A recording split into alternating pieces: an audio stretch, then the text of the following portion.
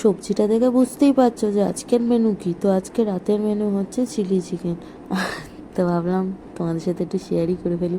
তো ঝপ করে একটুখানি দুজনের জন্য অল্প করে একটু চিকেন নিয়ে নিয়েছি, তার মধ্যে একটু নুন দিয়ে দিলাম ডিমের সাদা অংশ। সবাই ভাই চিলি চিকেন পারে, তাও আমি আমার মতো করে যেটা বানিয়েছি সেটাই তোমাদের সাথে আজকে শেয়ার করছি। তারপর দিয়ে দিলাম হচ্ছে আদা রসুন কুচি। আদা রসুন কুচি দেওয়ার পর এই দেখো আমার মিমি কিন্তু এখানে সসটা নিয়ে কিন্তু এখানে এখন রিসার্চ চলছে, আর এদিকে কিন্তু অ্যালফাবেট পড়তে পারে না, অথচ এইখানে কিষান বলে যে লেখাটা রয়েছে সেই লেখাটা পড়ার জন্য খুব আগ্রহী।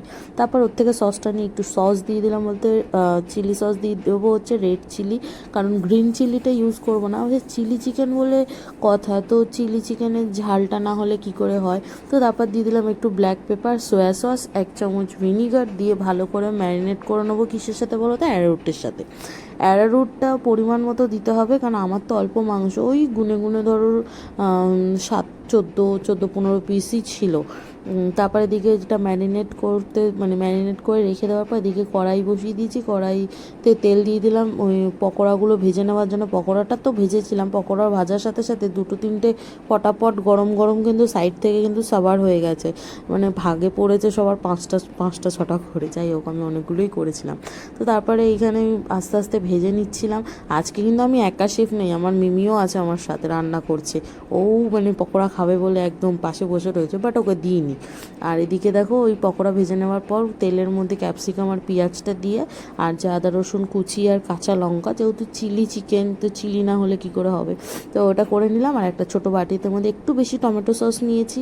চিলি সস বলতে রেড চিলি সসটা ইউজ করেছি, যেটা আমি পকোড়াতেও ইউজ করেছি, সেটা আমি গ্রেভিতেও ইউজ করবো, কারণ আজকে আমাদের মানে গ্রেভিতে চিলি চিকেনে গ্রেভিটা আমরা একটু বেশিই খাই, তো সেই কারণে একটু বেশি করেই আর কি করবো। তার মধ্যে এইদিকে দিয়ে দিলাম একটু গোলমরিচের গুঁড়ো, আর এখানে দিয়ে দিলাম একটু নুন দিয়ে বাটিটাকে গুলিয়ে রেখে দিয়েছিলাম। তারপরে এটা যখন পুরো ভাজা ভাজা হয়ে গেছে, খুব বেশি না, হাফ ভাজা, মানে ওই 40 এরকম, তো তারপরে গিয়ে জলটা দিয়ে দিলাম। জলটা ভালো করে কষে, মানে অল্প একটু জল দিয়ে আর কি এটা কষালাম। কষানোর পর তারপর জল দেবো বলতে একটু বেশি করে, মানে আমার ঠিক যতটা গ্রেভি দরকার আমি ঠিক ততটাই গ্রেভি দেবো।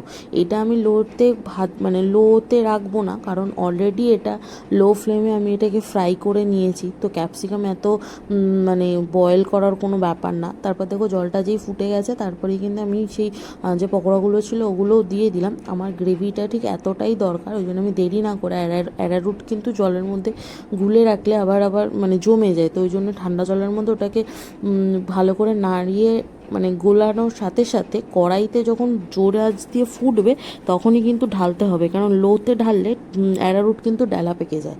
তো ওই দেখো আমি নাড়িয়ে কিন্তু সঙ্গে সঙ্গে ওটাকে নাড়াতে হবে আর কি, যাতে ডালা পেকে না যায়, তাহলে আর খেতে ভালো লাগবে না। আর এদিকে দেখো চিলি চিকেন রেডি হয়ে গেছে, গরম গরম রুটির সাথে দু হাতা হচ্ছে চিলি চিকেন, বাস আর কি চাই ভাই। তো দেখা হচ্ছে তোমাদের সাথে নেক্সট ভিডিওটা ভালো লাগলে সাবস্ক্রাইব করো।